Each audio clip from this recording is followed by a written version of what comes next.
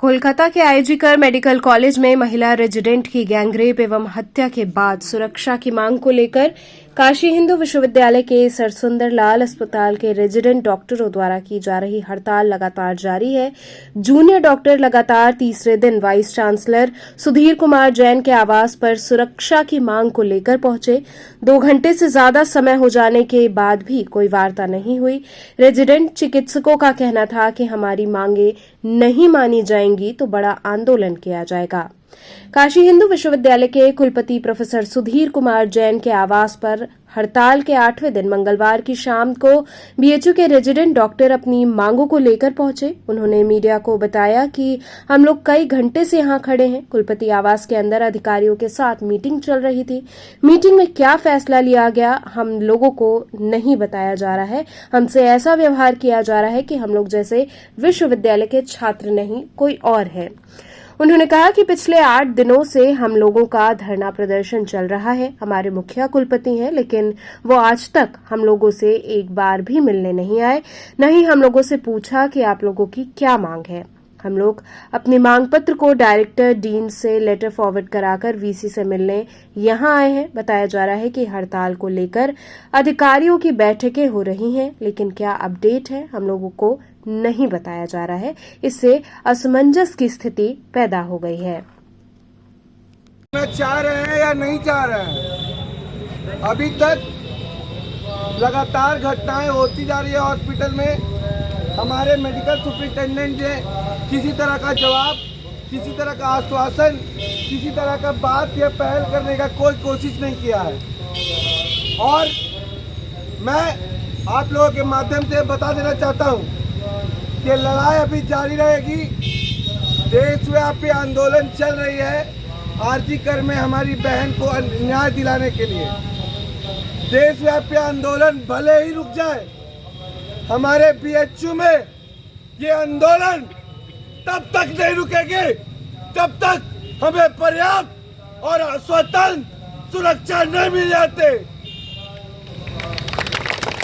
शौक नहीं मजबूरी है, ये हड़ताल जरूरी है। अरे शौक नहीं मजबूरी है, ये हड़ताल जरूरी है।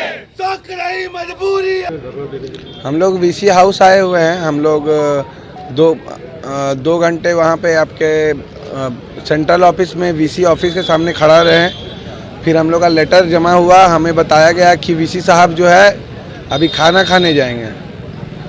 वो खाना खाने के लिए आए, लेकिन फिर वो वापस सेंट्रल ऑफिस नहीं आए। हम लोग वेट करते रह गए।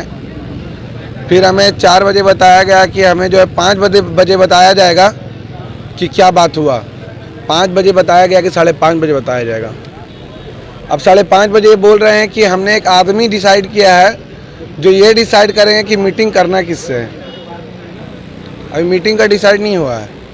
एक आदमी बताएगा कि मीटिंग किससे करना है, फिर वो डिसाइड करेंगे कि उससे मीटिंग होना है कि नहीं होना है। समस्या ये है कि आज 8वां दिन है लगातार स्ट्राइक का। नॉन इमरजेंसी सर्विसेज बंद कर दी गई हैं, विड्रॉ कर ली गई हैं रेजिडेंट डॉक्टर्स के द्वारा। चारों तरफ स्थिति बहुत ख़राब है। सारे रेजिडेंट डॉक्टर्स पूरे देश व्यापी आंदोलन में सभी डॉक्टर्स परेशान हैं। लेकिन अभी तक हमारे यहाँ पे 3 घटनाएं हो गई हैं छेड़खानी के महिला डॉक्टर के साथ। हमारे एमएस ने हमें किसी तरह का आश्वासन नहीं दिया है, ना हमसे बात करने की कोशिश की है। उन्हें लगातार बात को दबाने की कोशिश की गई है उनके द्वारा।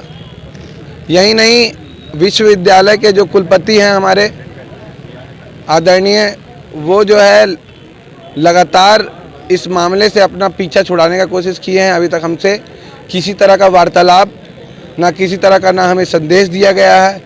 किसी तरह का कुछ भी सुझाव, संदेश या किसी तरह का सॉल्यूशन पे कोई चर्चा नहीं कर रहा है कोई भी। अगर आपसे मुलाकात नहीं होती तो हम लोगों ने लगातार, अभी ये 8वां दिन है हमारे प्रोटेस्ट का, लेकिन लगातार हम लोग सबसे पहले परसों आए थे, 3 दिन पहले, 2 दिन पहले सारे डॉक्टर आए थे। कैंडल मार्च करते हुए हमने अनुरोध किया कि वीसी आप हमसे मुलाकात करिए, लेकिन उन्होंने किसी तरह का कुछ भी उसका रिप्लाई नहीं किया, कुछ भी हमें मैसेज नहीं दिया। किन मुद्दों पर आप मिलना चाह रहे हैं? हमारा मुख्य मुद्दा यही है, जो ये आईएमएस का जो प्रशासन है आईएमएस की जो सुरक्षा है उसको अलग की जाए, उसे स्वतंत्र की जाए। हम दूसरा मुद्दा हमारा जो है, आपको पता है देशव्यापी हम लोग जो है, हमने लड़ाई अपनी बहन के जो आरजी कर में जो भी इंसिडेंट्स 9 तारीख को हुआ उसके न्याय के लगातार हम लड़ते आ रहे हैं और उसका मामला जो है सुप्रीम कोर्ट में हम डिस्कस हो रहा है। लेकिन हमारे यहाँ पे 8 दिन के बीच में और परिस्थितियाँ ऐसी थी कि बहुत बुरा हो सकता था। तो मैं इस प्रशासन से और हमारे आदरणीय कुलपति और अपने medical superintendent sir Sundarlal hospital से ये सवाल करना चाहता हूँ, क्या वो ये उस दिन का इंतज़ार कर रहे हैं जब यहाँ पे इस आईएमएस के लिए पूरा देश पूरा दुनिया जो है लड़ाई लड़े, इसी तरह का मुहिम लड़े, तब उनकी आंखें खुलेगी, तब वो कुछ जवाब देंगे। तो मैं आप लोगों के माध्यम से सारी प्रशासन और हमारे मेडिकल सुपरिटेंडेंट को बोलना और हमारे आदरणीय कुलपति जी को बोलना चाह रहा हूँ कि आइए, हम डॉक्टर से हमने अभी तक बहुत पीसफुल प्रोटेस्ट किया है, बहुत लार्ज नंबर में किया है, लेकिन पूरा पीसफुल रहा है। हमसे बात कीजिए। आप ये बात समझिए, हमारे जो सबसे ऊंची न्यायालय है, सर्वोच्च न्यायालय जो हमारे सुप्रीम कोर्ट है, उन्होंने भी ये निर्देश दिया कि एक ऐसा गठन हो जिसमें एक टास्क फोर्स का गठन हो नेशन वाइड, जिसमें डॉक्टर्स रहें। तो हमारे कुलपति जी हम अपने आप को जो है भिन्न क्यों समझ रहे हैं इस पूरी प्रक्रिया से? उन्होंने अभी 8वां दिन है, उन्होंने ऐसा कुछ क्यों नहीं गठन किया? उन्होंने ऐसा क्यों नहीं सवाल किया? उन्होंने हमसे क्यों नहीं बात करने की कोशिश की? क्यों नहीं बोला कि अच्छा इस तरह की समस्या हो रही है, परिस्थितियां बहुत गंभीर है, बहुत संवेदनशील है, इसको उस तरह से क्यों नहीं इसको टैकल किया गया? उन्होंने एक बार भी हमसे वार्तालाप करने का कोशिश नहीं किया।